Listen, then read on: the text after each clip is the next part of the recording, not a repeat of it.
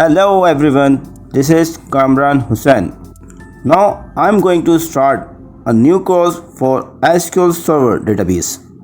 In this course, I will teach you SQL Server Database architecture, backup, restoration, performance tuning, always on cluster and mirroring, and many other features we will cover in this course. Now let's start. This is my first video for SQL Server. Now let's start SQL Server architecture part 1.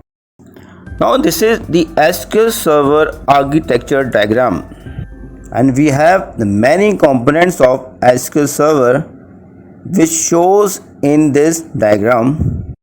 We have three major layers for the SQL Server architecture. First one is protocol layer, second relational engine, and last one is storage engine. We will discuss all components of each layer one by one in different videos. So let's start.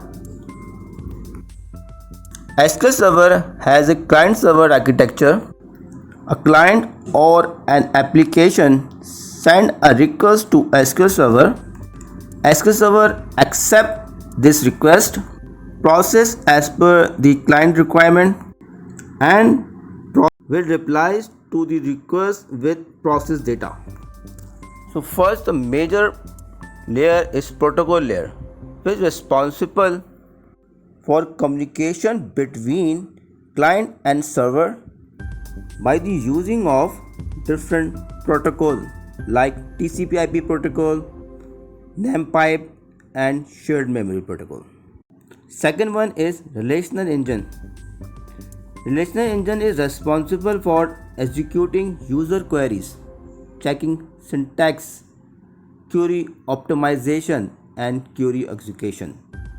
And the last one is very important, the storage engine, which store and retrieve data from the storage system like disk or SAN.